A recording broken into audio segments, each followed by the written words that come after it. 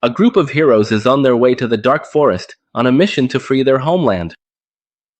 Each of them wields a powerful weapon known as a regalia, weapons that grant powers beyond any human capability. Thus, they are fully prepared to face the black beasts of the forest. However, the moment they arrive, the carriage driver is thrown far away, vanishing into the air after being struck by one of the creatures. With no time to hesitate, the rest of the group springs into action, and the leader, Stefan, orders everyone to form up and advance straight toward the beast's lair. The warrior wielding a short sword starts slicing through the monsters in front of him with his whirlwind technique.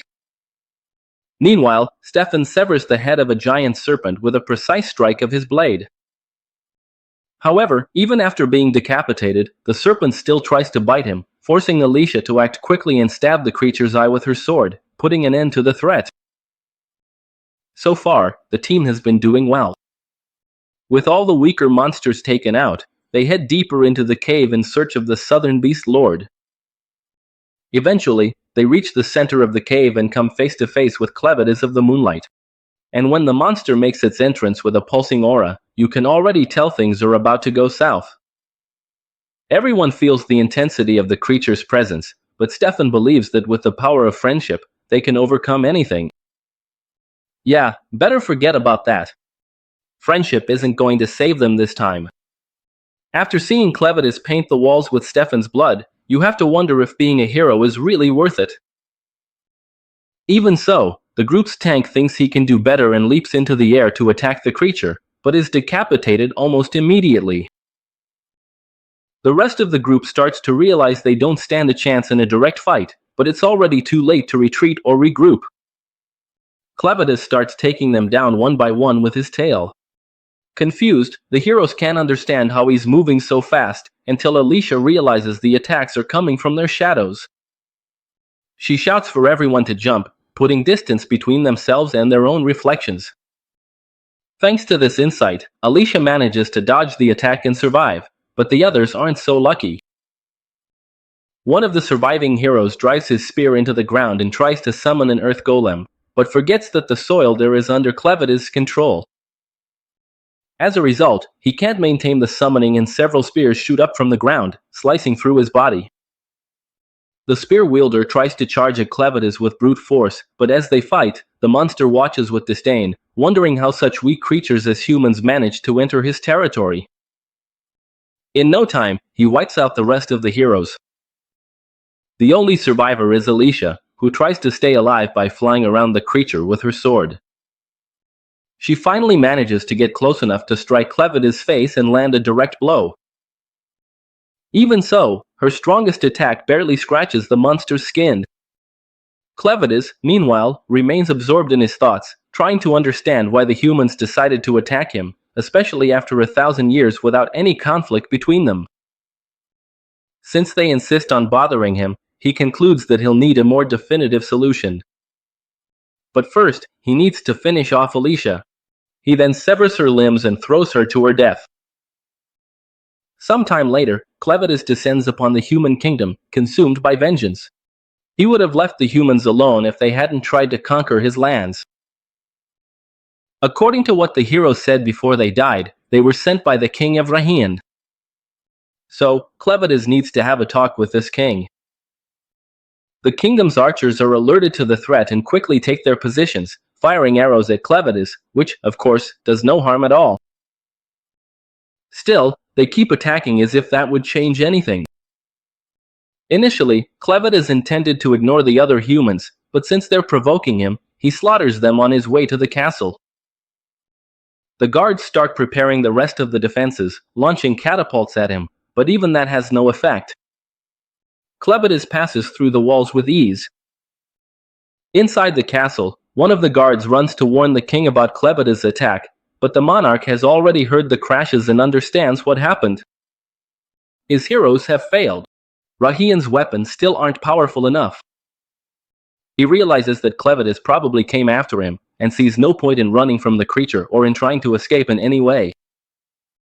Even on the verge of death, the king decides to seal the forge so that Rahian's flames will never be extinguished. Meanwhile, Clevatess notices that the humans in the castle are much weaker than the ones who attacked him before. At first, he thought it was due to a lack of special training, but when he's struck by ballistae made from Rahian metal, he starts to suspect that the hero's strength came from their weapons. Thinking back, he realizes that although Alicia's blow didn't cause significant damage, her sword left a mark on his horn, something that shouldn't be possible. Even though humans are like insects to him, an insect with a stinger can still be dangerous. Clevatess decides to uncover the secret behind this. In the depths of the castle, the king checks on the Rahian forge, but the walls begin to shake. He realizes that Clevatess is close and hurries to seal the area. Moments later, Clevatess rips the roof off the castle and, upon spotting the king, confronts him directly. The king tries to keep his composure and demands respect, but Clevatess cuts him off, saying that if he wanted to, he could wipe out the entire human race in the blink of an eye. And not just the king's people, Clevatess could easily go after the inhabitants of the neighboring kingdoms as well. He could have killed the king a long time ago, but he realizes that even if he did, another king would eventually rise and try to disturb his lands again. That's why he decides to give the king of Rahian a single chance to explain himself. He wants to understand why he was attacked, why those heroes were sent into his territory. But instead of giving a reasonable justification, the king figuratively spits in the creature's face, saying that a beast like him would never understand human ambition. That was all Clevatess needed to hear. Without another word, he beheads the king and begins to devise plans to wipe humanity from the world. However, as he leaves the destroyed city, Clevatess hears the cry of a baby. The child's mother had been crushed by debris, but even faced with this tragic scene, Clevatess doesn't feel a shred of empathy. He turns his back and decides to move on. But then, with her last bit of strength, the mother calls out to him and begs him to save her child. The woman's audacity surprises him. He reminds her that he was the one who brought ruin to the kingdom and that he is determined to wipe out all humans. So why would he save a human child, of all things? The mother understands the creature's hatred, but insists the baby hasn't done anything wrong. The evil of adults shouldn't fall upon the innocent. Clevatess sees no point in debating a baby's innocence. To him, all humans are the same. But, curious, he decides to play with words. He asks the woman if she can prove that the child is worth saving. Knowing she's going to die and that there's no way to convince the monster, the woman swears that if he gives the baby a chance, one day he'll see for himself the value of that child. Shortly after, she dies. Clevatess leaves, unfazed, but sometime later, he returns. Something about those words lingered in his mind. He still doesn't know if it was a good decision, but compared to his long existence, the life of a human child is insignificant. Out of curiosity, he decides to take care of her. In the land of Isha, there are 5 humanoid races. First, the Dan, a numerous people skilled in architecture. Then, the Horjits, specialists in hunting and medicine. The Slatans, aquatic beings skilled in swimming and fishing. The Bent, strong barbarians individually, but unable to cooperate. Finally, there was the Kingdom of Rain, the oldest among the humanoids, known for their mastery in forging weapons, such as the legendary Blades of Rain. The world extends beyond Isha, but its borders are surrounded by darkness, home to the Black Beasts and the 4 Lords of the Beasts. One of them is Clevatess. Because of this, humans have never dared to cross the boundaries of the continent. Back in Clevatess's cave, he takes the baby with him. After scaring off the other creatures so that none of them dare to eat it, he lies down next to the child to rest. But now a new dilemma arises: what to do with the baby? He can transfer some of his energy to keep it alive, but the child is covered in feces, and that's more than he's willing to tolerate. If he wants to keep the baby alive, he'll need a human to take care of it. Clevatess then returns to the battlefield where the heroes fell. Among the bodies, he finds Alicia, who suddenly wakes up, confused, looking at the sky. She wonders if she's in the afterlife. But when she sees Clevatess in front of her, she realizes she's still alive, or almost. She tries to grab her sword, but Clevatess warns her that he already threw all the weapons, along with the bodies of the other heroes, into the abyss. The only reason she's still there is because he considered her useful. Technically, Alicia is now a walking corpse, sustained only by the dark energy he infused into her. But enough explanations. Clevatess orders her to be useful and asks for something very specific: milk. It takes Alicia a few seconds to understand what he's asking for, but he's not joking, and he's not asking, he's commanding. He needs milk, period. Using his powers, he forces Alicia to obey. After several minutes of frustration, Clevatess finally realizes that this isn't going to work. Alicia explains that she's never had children and therefore can't produce milk. Besides, she doesn't understand why Clevatess, of all creatures, would be interested in keeping a baby alive. He doesn't feel the need to justify his reasons, but if she can't provide milk, she'll have to be useful in some other way. As long as Clevatess keeps feeding the child with his energy, she won't die, but she'll remain eternally hungry. So, he asks if there's another way to get milk. Under the influence of the dark energy, Alicia can't disobey. She says he'll need a nursing woman, a wet nurse, to feed the baby. But to do that, he would have to go to a human city, and with his current appearance, he would cause immediate panic. Faced with this, Clevatess decides to take on a human form to infiltrate. With few options, he chooses to take on the appearance of the baby's mother. From now on, his name will be Kren, and the baby will be called Luna. Kren orders Alicia to guide him to the nearest village.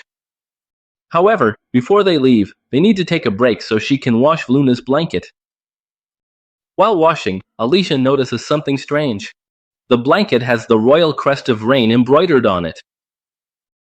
Meanwhile, in the ruins of the former Kingdom of Rain, news of the tragedy has already spread and a scout is sent to inspect the wreckage.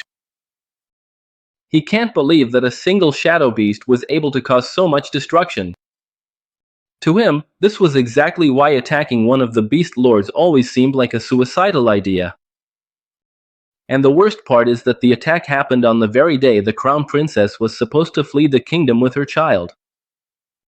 Back at the river, Alicia confronts Kren and asks if he knew that Luna belonged to the royal family when he decided to take the baby.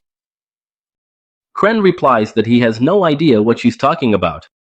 Then, Alicia shows the blanket and explains that the fabric Luna was wrapped in bears the royal emblem, something only members of the royal family can use.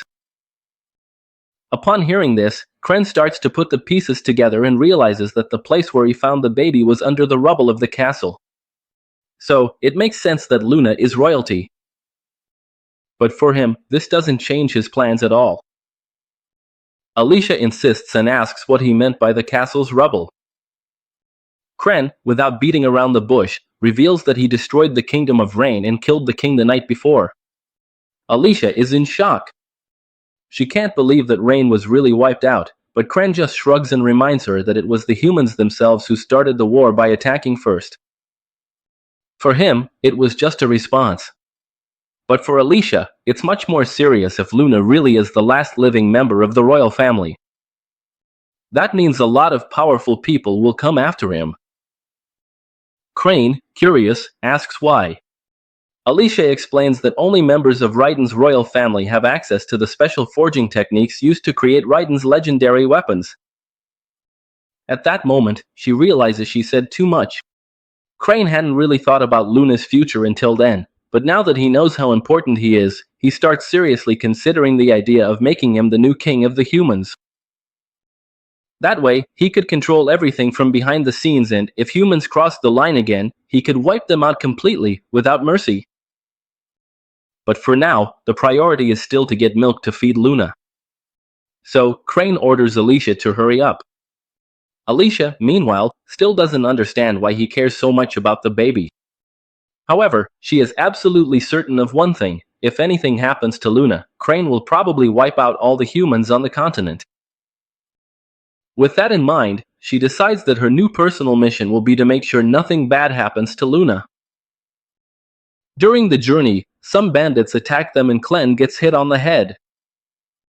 At first, when Alicia realizes they're just bandits, she thinks they'd be easy prey for the powerful lord of the shadow beasts. Unfortunately, Clen falls to the ground after the blow and starts bleeding heavily. Seeing this happen, Alicia screams like a little girl and ends up getting hit on the back of the head, passing out. She is shocked to realize that, even with the dark power of Clevatess inside her, she is still so weak. Sometime later, Alicia wakes up to a vision that seems to be of her surrounded by her soldiers on their way to attack Clis. Before she can settle into this amusement park, Clen calls her a fool and tells her to wake up. At that moment, she wakes up to reality. They were captured by the bandits. Clen reveals this with a smile on his face. They are in the bandits' wagon, where many other captives are sitting beside Clen. Clen is holding baby Luna with a calm smile, which worries Alicia even more, as she doesn't understand what's going on. She notices that Luna is sleeping and asks how Clen managed to calm her down. Clen explains that Luna was crying just moments ago, but now everything is fine because the journey is going smoothly. Alicia moves closer to him and whispers, asking why he, one of the most powerful demon kings to ever exist, allowed himself to be captured willingly. She believes that by changing his appearance, Clen also had his strength reduced, which is why he was knocked out with just one blow. Clen says that her assumption is close to the truth, but not entirely correct. He explains that the way he changed his appearance also made his body as fragile as a human's, which she didn't know. That's why, when he was caught off guard and struck from behind, he was taken down. Essentially, Clen's natural defense system is now weakened, but he can still strengthen himself by using his powers. So, why hasn't Clen tried to escape from this situation yet? He replies that, now disguised as a human, he plans to keep his true powers hidden until Luna becomes the next queen. That's why he's allowing events to unfold as they will. Besides that, Clen wants to learn more about the human world, including the reason why these poor people were kidnapped, and that's why he chose not to escape. Realizing just how clueless Clen is about everything, Alicia explains to the fool that they and the others were captured by bandits who most likely intend to sell them to slave traders. Anyway, Alicia asks Clen not to judge humans based on the behavior of the bandits, saying that they are the worst among humans. Shortly after, the wagon arrives at the bandits' base and the captives are divided into two groups, one with men and the other with women and children. One of the captives tries to escape, but the bandit executive, Dan, just smiles, knowing that this fool has just signed his own death sentence. And rightly so, because seconds later, another bandit throws a dagger into the fugitive's back, killing him instantly. With the troublemaker dealt with, Dan warns the new captives not to make the same mistake, or they'll face the same fate. Then, he turns to Alicia and tells her that she has to come with him. Before she can respond, he's already dragging her to his room, intending to find out what her plans are. Clen hesitates about what to do when a woman named Carmi, who seems to be in charge of the women and babies department of the human trafficking gang, notices that he's standing still. When she sees that he's carrying a newborn in his arms, Carmi calls her servant, Nu, to take care of Luna. Nu's job is to nurse the babies that are captured. The gang's base is at the quarry, and at the bottom of the crater there's a water well where, deep down, a legendary red blade rests. However, this blade is guarded by something monstrously strong. Anyway, it seems I misjudged Dan's character, because it's revealed that he only took Alicia to Broko. Broko was the acting leader of the bandit gang known as the Crows, in the absence of the real boss, Jasak. Broko apparently usurped the position of leader of the Crows, but no one dares to protest because of his pet beast, Betty, who is capable of tearing anyone apart. Alicia recognizes this creature as a Western demon and is surprised to learn that Broko managed to tame it. Broko communicates with Betty, who tells him she wants to play with a human male. So, Broko tells her to feel free to choose one of the two bandits who came with Alicia. But before that, Broko reveals the real reason he brought Alicia to his office. The bandits were in possession of all the magic crystals that Alicia had collected from Clen's base, and Broko had already identified that these crystals came from Mount Moon, Clevatess's lair. Observing the evidence and the fact that Alicia didn't wet herself when she saw Betty, the demon beast, he concludes that she is one of the 3 heroines sent from Hayden to defeat Clevatess. Broko assumes that Alicia was on her way to Hayden with a bag full of magic crystals. Then he drops the devastating news: the royal capital has already been destroyed by Clevatess. However, he claims that this isn't exactly a bad thing for the crows, revealing that he possesses a reddish blade, the mana-riddlered sword, which only the royalty of Hayden knew how to forge. Obviously, Broko's sword is a fake, and his gang sells them to fools who can't tell a copy from a real artifact. With the extinction of the royal family, the value of these swords will skyrocket, and he sees this as a great opportunity for profit. However, Broko's interest goes beyond that. He wants to find the purest version of the Riddlard sword, forged by the kings of Hayden and given to the heroes. Broko believes that all the other heroes were killed by Clevatess and that Alicia only survived because she abandoned her companions. He questions her about where her weapon is and where the weapons of the other 12 fallen heroes are. Since Alicia refuses to answer, Broko orders Dern and Satch to take her to Clevatess's base to search for the treasures. Dern suggests taking her to another place where they were already investigating another treasure, but Broko insists on the original plan. He also tells both of them that they can work out with Alicia before the trip, as a way to make sure she doesn't cause trouble along the way. Meanwhile, Clen works as a waiter at the Bandits Tavern, run by Carmi. Many bandits try to take advantage of Carmi and Clen, and seeing this, he can only think about how rotten those people are. Nu, meanwhile, is feeding Luna with the milk that the child's father forgot to bring. Nu also works as a waitress there, and is frequently harassed by the customers, who are all bandits. Clen serves everyone with patience and obedience, and many are even impressed by his dedication. However, Carmi senses that something is off. Everyone assumes Clen is an orc because of the horns, but his skin is far too fair and his eyes have the glint of a killer. 2 bandits start harassing Nu and drag her off to mess around with her. They assault her all night long, leaving her covered in wounds and bruises. Nu doesn't complain. When they're done, she simply goes back to the tavern and continues feeding Luna. The 2 bandits who hurt her start to feel weak and dizzy, until they're literally erased from existence. Clen was the one responsible, delivering justice for Nu. When she returns to feed Luna, she finds the child in Clen's arms. She doesn't know what he did to the 2 men and only cares about feeding the baby. She takes Luna and brings him to a shed to nurse him. Clen sits with her and asks her to tell her story. He wants to know if she's also part of the crows and what exactly they do. Nu hesitates, but Clen encourages her to just keep talking. She reveals that she grew up in that place. Her only identity is being part of the crows. She never knew her father, and her only sense of family was her mother. But even so, she never saw her mother's face, only her back. She knew her mother was a slave because she spied on her being abused by men. When she was 12, her mother disappeared. Nu doesn't know if she died or ran away. All she remembers is having dinner when the men came and beat her up. In the years that followed, her life became a living hell. She then realized that her mother had been her shield all that time.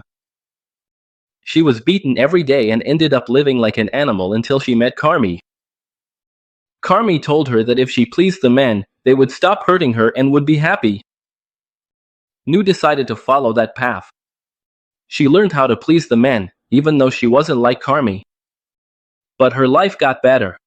At least now she had work and could feed the children, thanks to her milk. Clen asks why she has milk if she doesn't have children, and she reveals that she got pregnant, but the baby was stillborn. While she was carrying the child, it gave her hope to keep living. But the birth was tragic. When she found out the baby was dead, she felt as if she were sinking into a frozen world. She thought she would die, and she was okay with that. She thought that by dying, she would be reunited with her son. But then something changed. She felt warmth, opened her eyes, and saw a child about 6 months old suckling her milk. That gave her a new reason to live. She fed that baby, and then others came, and she fed them too. Seeing the children live because of her makes her feel fulfilled. She confesses that she tried to get pregnant again twice, but never succeeded. Clen, after hearing all this, gets tired of the conversation and interrupts her. He asks if she would agree to go with him as Luna's wet nurse. He says he has no intention of taking her by force, but also doesn't see any reason to leave her behind. And, since Luna likes Naru, that would be an advantage for Clen. Luna herself lightly taps Naru's body, as if asking her to go with them. Clen then offers her the choice again. Does she want to go with him as Luna's wet nurse, or will she stay there and let those bastards do whatever they want with her? Naru admits that it's a tempting offer. However, it would be naive to accept right away, since, by all indications, Clen is also a slave. She says she wishes things were different, but she can't go with him. Her reasoning is that he's also trapped in that life, and she still has other children to feed and keep alive. With that, she gives Luna back to him and leaves. Meanwhile, the bandits take Alicia to a bridge and tell her to cross. When she gets to the middle of the bridge, she stops and looks down. They think she's considering jumping and mock her, saying she wouldn't survive the fall. But Alicia isn't thinking about killing herself. She's looking at the river below and can see precious stones in the water. She knows exactly what that means. Before she can say what she's thinking, the bandits tell her that this is the river where the legendary hero Cord died. Alicia also recognizes the place immediately. Then, one of the slaves volunteers to go into the river. He says that if he manages to get what they want, he and his wife should be set free. His wife encourages him, reminding the bandits of their promise. But as soon as the man jumps into the water, monsters emerge and devour him in front of everyone. Alicia knew the bandits would never keep their word. That place was known as El-B Shaft, a region infested with monsters that invaded the world 300 years ago after a great flood. Hidden within that river is the legendary sword, Arventus. The bandits wanted someone to retrieve it, but that's virtually impossible. She calls them bastards, since they knew the man would die and didn't even bother to tie the safety rope properly. They scold her, saying she's not there to give advice. And then, the man in charge of beating her appears before her. His name is Pedro, and he jumps onto the bridge with vile intentions, saying he's going to rip off her clothes and humiliate her. But before he can get close, Alicia breaks her own wrist to free her hand and grabs his sword. Next, she cuts the bridge's rope and throws herself down, plunging into the abyss. As she falls, she murmurs to herself, trusting in Clen's words, who said she wouldn't die. And so, the question remains, will she survive? Alicia's body is completely crushed and disfigured from the fall. The two bandits above are terrified at the thought of Broco finding out what happened and taking it out on them. So, they decide to go down to where she fell to confirm if Alicia really left this world for good.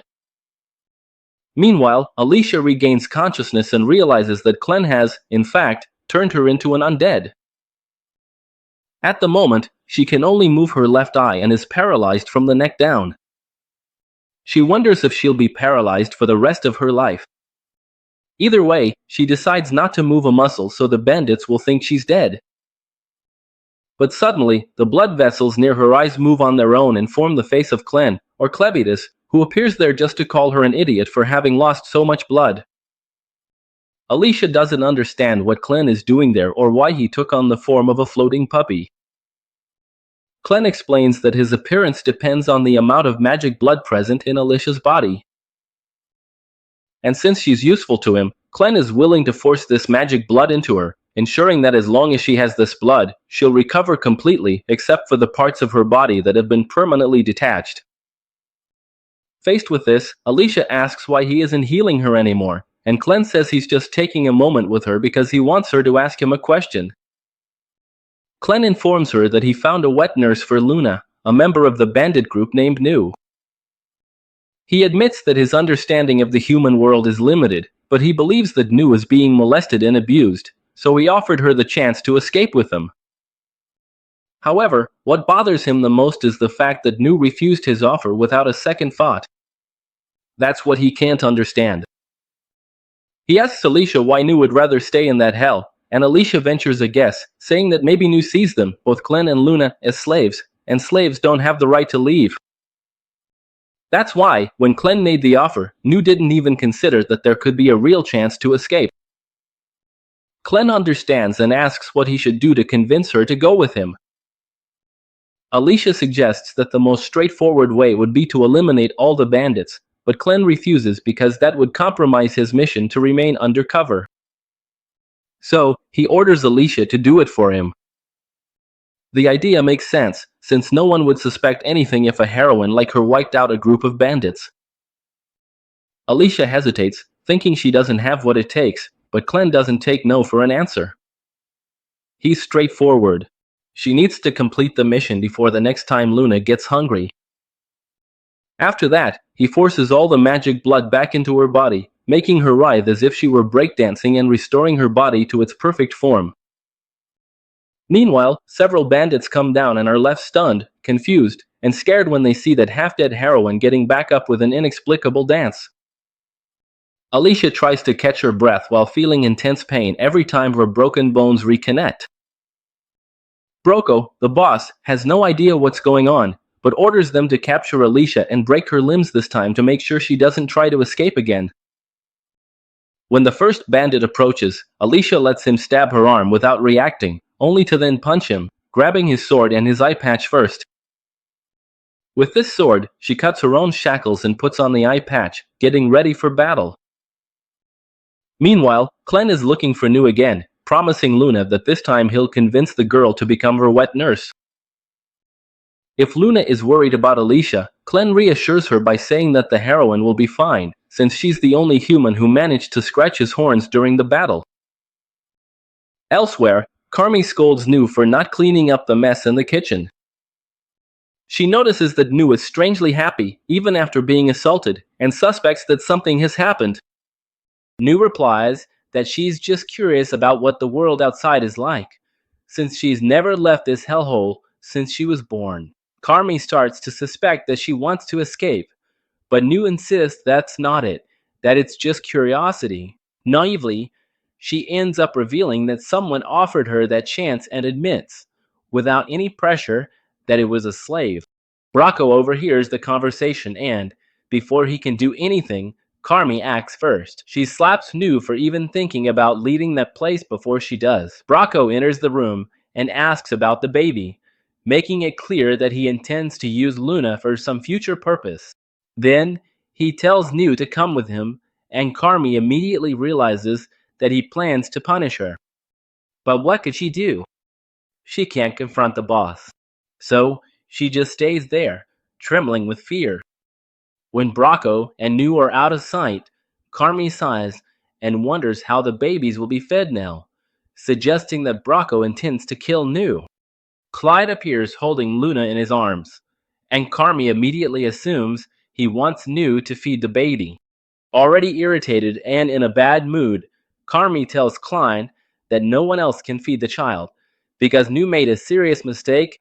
She dreamed of something impossible. Clyde demands that Carmi be more specific, and when he looks at her with the eyes of a terrifying creature, Carmi feels compelled to tell everything. She says that Bracco does not have good intentions toward Nu, even though she herself doesn't know that for sure. When Carmi saw Bracco taking Nu away, she suspected something was wrong. She was right. Bracco takes Nu to a cave, and, upon entering, she is startled by what she sees. Even though she was born among the crows, and has lived with them her whole life, she had never been there before. When she asks about the place, Bracco explains that it's where he creates his magical minerals, which have various uses, including the lamp he's holding in his hands, which was made from one of them. He leads her even deeper, until she sees a human skull. Alarmed, she asks about it, but he says it's not from a human. Then, the light goes out. She calls out to him, saying she can't see, and he replies that it was a mistake, promising to turn it back on. When the light returns, Nu sees a troll in front of her, named Betty. She screams in fear, but there's no one there to help her. Bracco explains that the troll is under a magical spell and says that the crows are a team built on trust. Since Nu considered leaving the group, she broke that trust, and no one has the right to leave. That's why the punishment is death. He orders Betty to devour her. Nu tries to escape, reaches out her hands, and in desperation, wishes she had accepted Klein's help earlier. She stretches out her arms, hoping that the hand Klein once offered will appear again. But nothing happens until the moment she enters the monster's mouth. The instant the troll swallows her, Klein arrives and Luna starts crying loudly. Klein then remarks that eating and being eaten is at the core of human nature. Even demons need to feed, let alone monsters. He doesn't blame the troll for eating Nu, only himself for arriving too late. What he can't understand is how a troll could let itself be controlled by a mere human, especially someone as small as Bracco. Bracco, annoyed at being questioned by a child, accuses Klein of having a death wish and orders Betty to devour him and the baby as well. However, Betty recognizes her true master. Despite the order, the troll refuses to obey Bracco. Feeling suffocated by Nu, whom she had just swallowed, Betty spits her out. Nu reappears injured. Part of her body is broken, but she is still breathing weakly. Klein feels that he could revive her, but there's something more urgent. Bracco. He tells Luna that only she can comfort Nu, then places the baby on Nu's remains and summons a magical horn to take them away. They disappear in an instant, leaving Bracco completely shocked by the power he just witnessed. He accuses Klein of having used magic. Klein, curious, says he doesn't even know what magic is, and then tries to explain. He picks up a magical ore and reveals the elements that entered it to form its essence. He reveals that his lamp contains a magical ore that allows him to control trolls and other creatures, although so far he has only been able to control female trolls. Since his influence over Betty is weakening, he releases the ore. The scent that spreads dominates the entire area, and Betty falls back under his control. Even Klein senses a bad omen coming from the ore. Betty, enraged, tries to attack him even while chained, but he dodges. Klein realizes that he knows little about humans, and therefore can't predict their behavior. He gets annoyed with Alice for never telling him about magical ores. Meanwhile, Betty tries to get her bearings among the bandits. There are many of them, and she has trouble dealing with them all. She remembers when she used to train with her father as a child. He had told her that her strike was weak because she hesitated when attacking, and that she should never do that. Her father taught her that hesitating would reveal fear to the enemy, causing her to lose her composure in the fight. Now, she feels overwhelmed. There are too many enemies, her mana is running out, and she relies on Clay's blood, which, although it gives her power, also weakens her more quickly. She needs a better weapon or she'll be defeated. She decides to run to the river, where she believes she can find the legendary weapon of the hero, Arventus. As she runs, she reflects on what will happen if she is captured. She knows she will be subjected to horrors. The bandits, seeing her move, think she's going to throw herself into the river. No one has survived there in 300 years, but they're wrong. She doesn't intend to jump. She leaps over the water and lands on the scaffolding on the other side. When the bandits realize she didn't jump into the river, they try to follow her. However, upon reaching the top, she cuts the scaffolding and most of them fall into the water, where they're devoured by the river monsters. Amidst the chaos, they realize she's disappeared. What they don't know is that Alicia is underwater. Unlike the heroes of the past, she has an advantage. She can't suffocate. She prepared her breathing before the jump and plans to stay invisible to the monsters as she sinks to the bottom of the river, where the legendary weapon awaits. But will she make it?